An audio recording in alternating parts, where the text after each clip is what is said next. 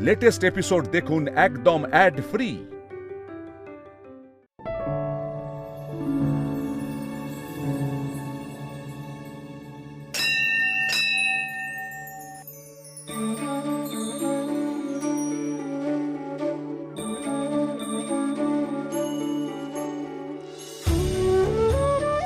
মাগো মাগো, আজ একটা অনেক বড় বিপদ সামলানো গেছে মা, আর সেটা তোমার জন্যই সম্ভব হয়েছে। তুমি আমার পাশে, আমার সঙ্গে ছিলে বলেই আমি এমনটা করতে পেরেছি।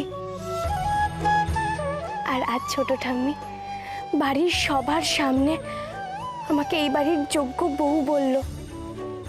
মাগো মাগো, আমি যেন সেই কথার মান রাখতে পারি, এই পরিবারের যে কোনো বিপদে আমি যেন ঢাল হয়ে দাঁড়াতে পারি। মা, তুমি আমাকে সেই আশীর্বাদ করো।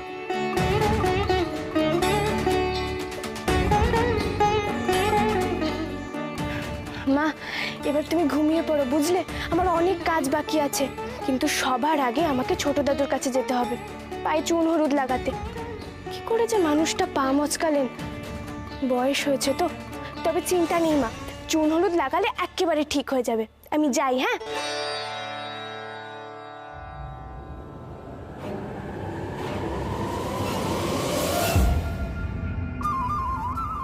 কি হলো মা? তুমি আমায় বাধা দিচ্ছ কেন?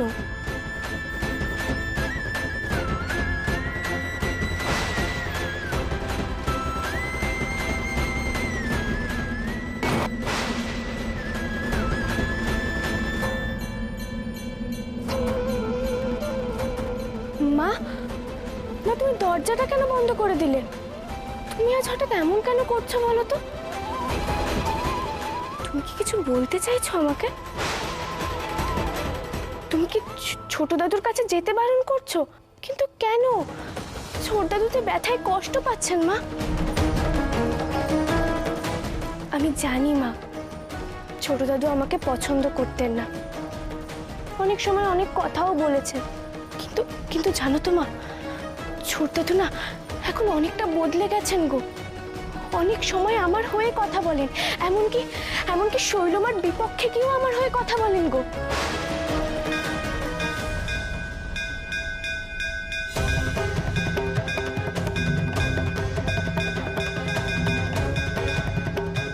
কি হলো মা, আবার তুমি এমন করছো কেন?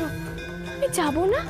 গৌরী, গৌরী মা, ওই দেখো আমাকে ডাকাডাকি করছে। ও মা, আর দুষ্টুমি করো না, আমাকে যেতেই হবে। তুমি ঘুমিয়ে পড়ো কেমন? দুষ্টুমি করবে না কিন্তু। আমি যাই।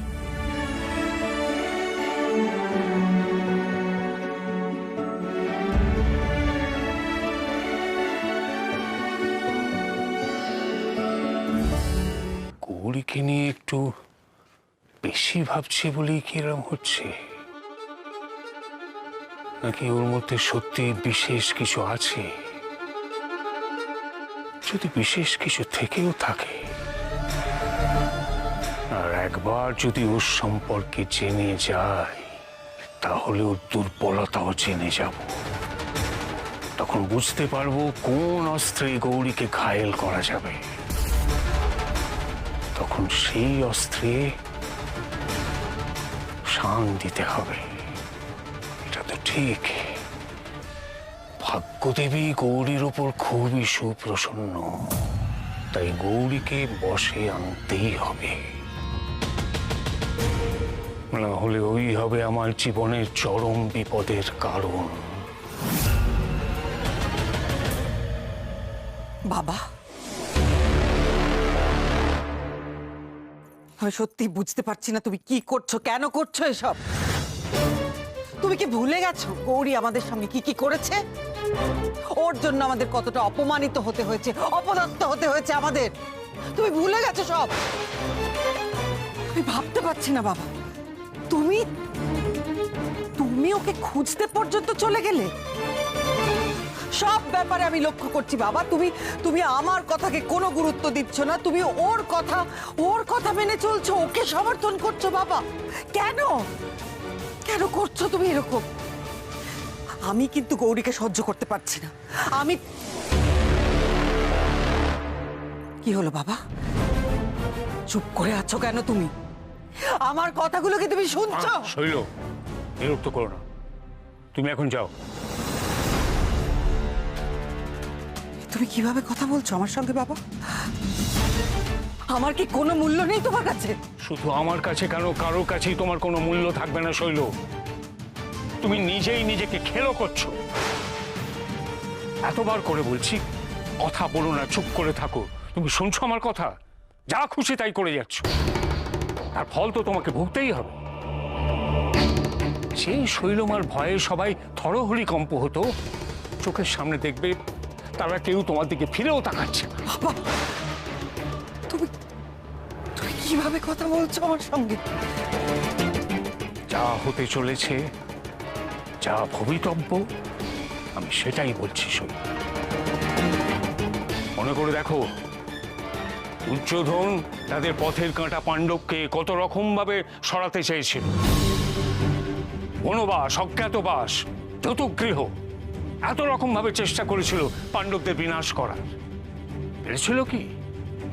পারেনি। উল্টে নিজেরাই ধ্বংস হয়ে গেছিল, কারণ সেটাই ছিল ভবিতব্য। আমি চোখের সামনে সেদিন দেখতে পাচ্ছি শৈল। ছোট দাদু আসবো?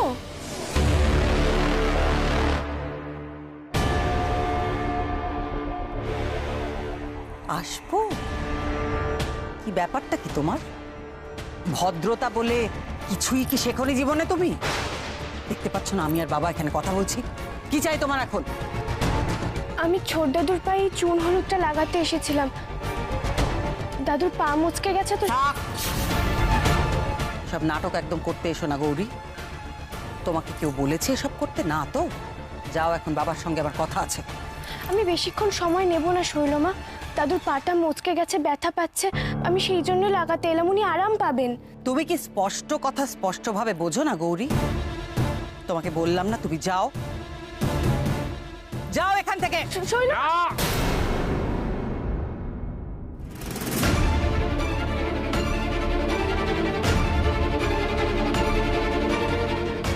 এটা তুমি ফেলবে না। ও এসেছে আমার উপকার করতে, আমার পায়ের ব্যথার উপশম করতে। সরো, সরো।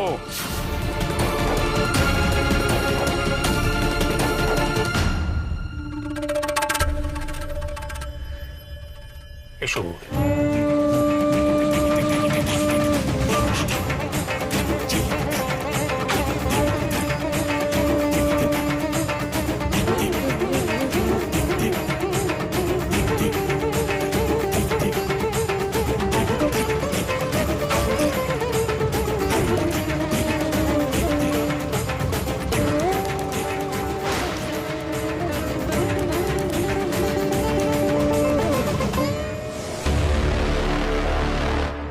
ছোট দাদু, আপনি একদম চিন্তা করবেন না, দেখবেন কাল সকালের মধ্যে ব্যথা অনেকটা সেরে গেছে।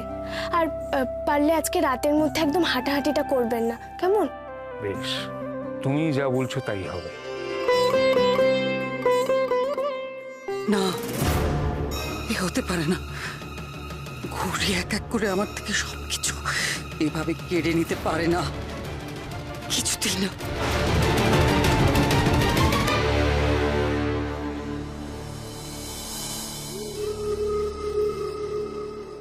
বেশি দিন তোমাকে সহ্য করব না গৌরী। একবার শুধু জেনে যাই কে রয়েছে তোমার মাথার উপর, কি তোমার ক্ষমতা, তারপর তোমায় শেষ করে দেব। সবকিছু কেড়ে নেব তোমার থেকে।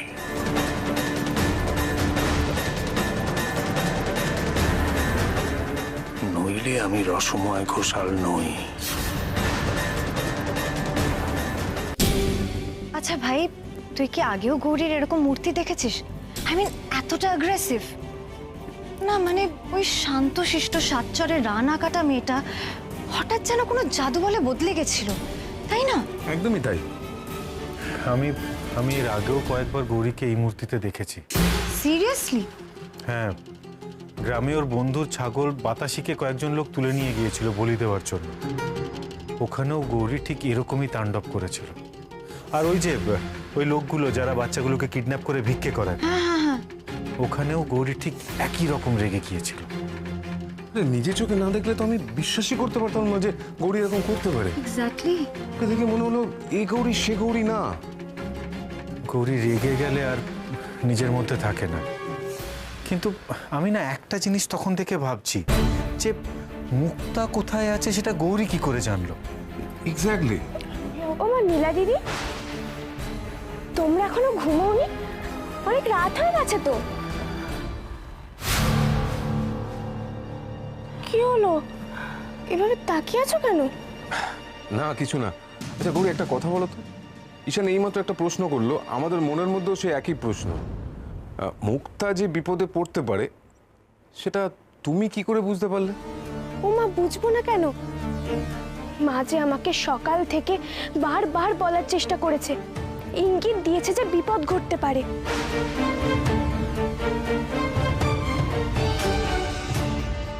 কি বলছো কি গৌরী? মা তোমাকে বলার চেষ্টা করেছেন? না মানে তুমি বলতে চাইছো যে মা তোমাকে ইঙ্গিত দিয়েছেন যে মুক্তার বিপদ হতে পারে?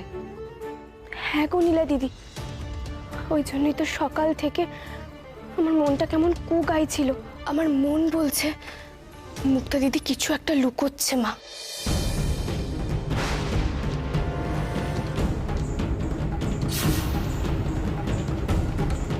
তারপর বাকিটা মায়ের দয়া গো। মাই দয়া করে আমাকে মুক্তা দিদির কাছে নিয়ে গেছিল গো।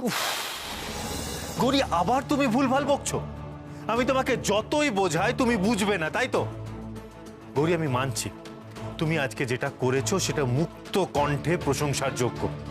মুক্তাকে তুমি একা হাতে বাঁচিয়েছো, কিন্তু তার সাথে তুমি আবার বাজে কথা বলা শুরু করেছো। আমি আবার কি বাজে কথা বললাম ডাক্তারবাবু? মানে তুমি কি বলতে চাইছো? মা তোমাকে বলেছে মুক্তার বিপদের ব্যাপারে? হ্যাঁ গো, বলেছেই তো। আর শুধু কি তাই, মুক্তা দিদিকে যখন ওই ছেলেগুলো গাড়িতে তুলছিল, ওটা দেখে তো আমি দিশেহারা হয়ে গেছিলাম। কিচ্ছু বুঝতে পারছিলাম না কি করব। তখনই তো মা আমার হাতে খাড়া তুলে দিয়েছিল।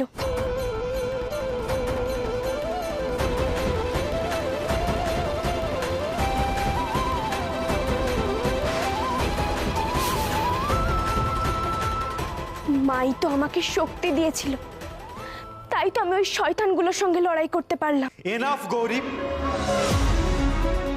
অনেক হয়েছে। এবার দয়া করে আজগুবি কথাগুলো বলা বন্ধ করো। সারাক্ষণ শুধু মা মা মা মা, তোমার না একটা অবসেশন তৈরি হয়েছে। আর আমি বলছি গৌরী, এই জিনিসটা ভবিষ্যতে তোমার জন্য খুব খারাপ হবে। আমি এক্ষুনি তোমাকে সাবধান করে দিচ্ছি। আরে আগে আমি ভাবতাম যে গ্রামে থাকো, সেখানে সবাই এই জিনিসগুলো নিয়ে পড়ে থাকে বলে তোমার মাথায় এই এক জিনিস ঘুরতে থাকে। এখানে আসার পর সবকিছু দেখবে বুঝবে, কিন্তু না, তোমার তো কোনো পরিবর্তনই দেখা যাচ্ছে না। বরং দিনের পর দিন এই জিনিসটা আরো বেড়ে যাচ্ছে তোমার। ভাই কি রে, তুই কেন ওকে এভাবে বকছিস বলতো? তুমি বা আমার কথা কেন বিশ্বাস করছো না ডাক্তারবাবু? আমি কি মিথ্যে বলছি নাকি? মা আমাকে যেটা বলে আমি তো সেটাই করি। আবার এক কথা, তুমি চুপ করো তো এবার। শোনো গৌরী, একটু যুক্তি দিয়ে বুদ্ধি দিয়ে ভাবার চেষ্টা করো। এই অবসেশন থেকে বেরো এবার।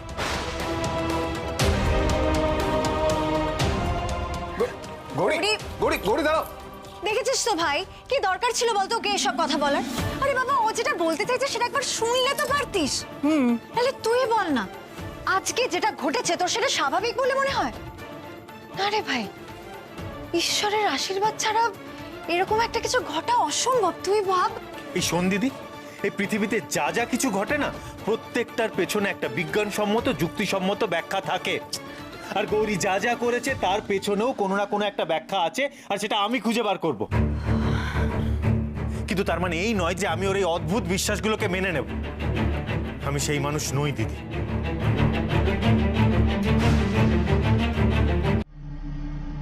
কে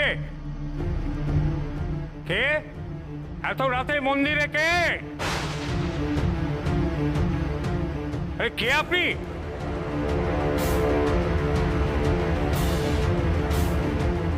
কে?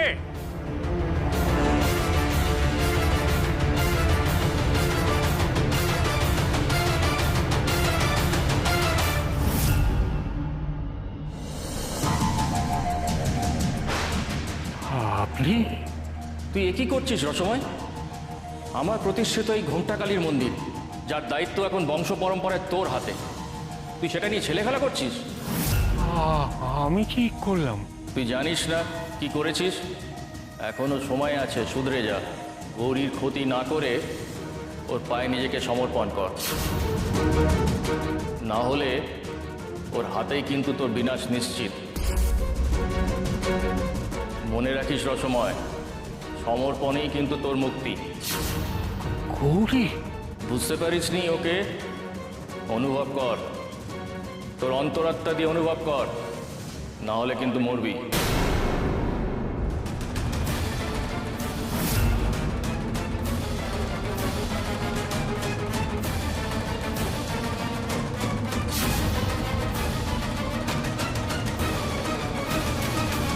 গৌরীর ক্ষতি না করে ওর পায়ে নিজেকে সমর্পণ কর, না হলে ওর হাতেই কিন্তু তোর বিনাশ নিশ্চিত।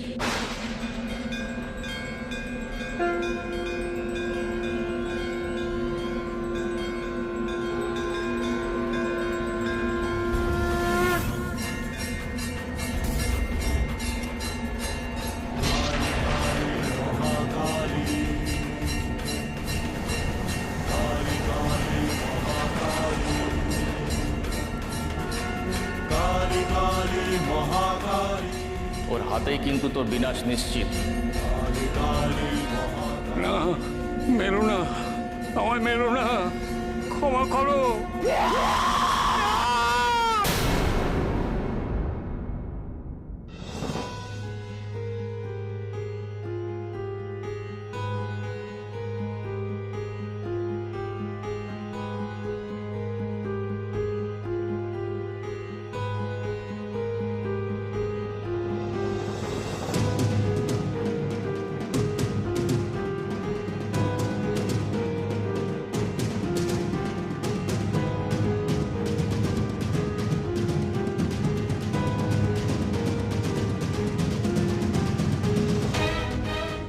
কি স্বপ্ন দেখলাম?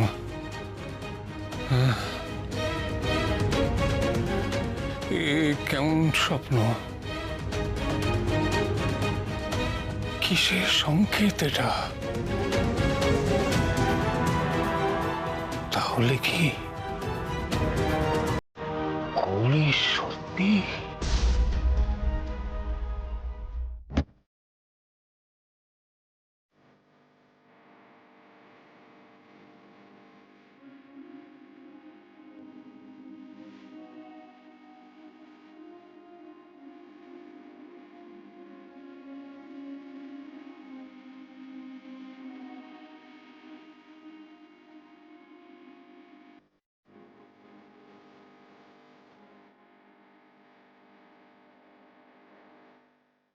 গৌরী গান গাইছে। ও, আজ তো মহালয়া, পিতৃপক্ষের অবসান হয়ে মাতৃপক্ষের সূচনা। আজই আমি আমার পিতৃপুরুষ মাকে স্বপ্নে দেখলাম।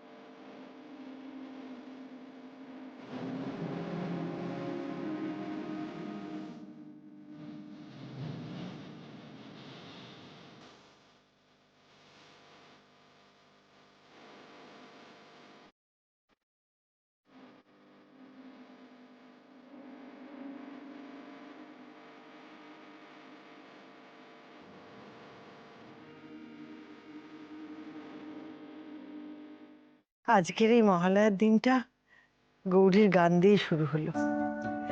ভালো, খুব ভালো। ওর হাত ধরেই আজকে এই শুভ দিনের সূচনা হচ্ছে। মা,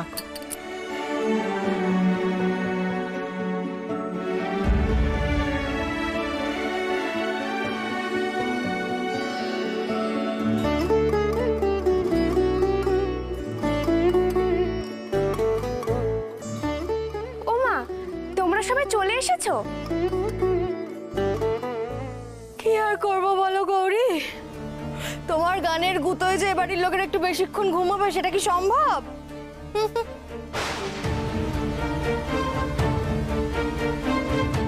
না, হয়েছেটা কি? হ্যাঁ, কি হয়েছে? সবাই এভাবে দেখছো কেন? ওকে কি এবার কোলে করে নিয়ে নাচবো নাকি?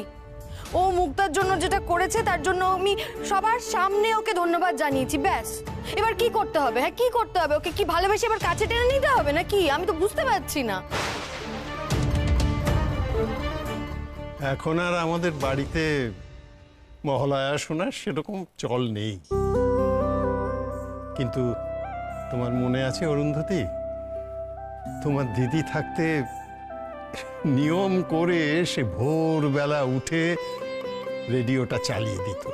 হ্যাঁ, আর আর শুধু একা নিজে নয়, বাড়ির সবাইকে ঠেলে তুলে সবাইকে শোনাতো।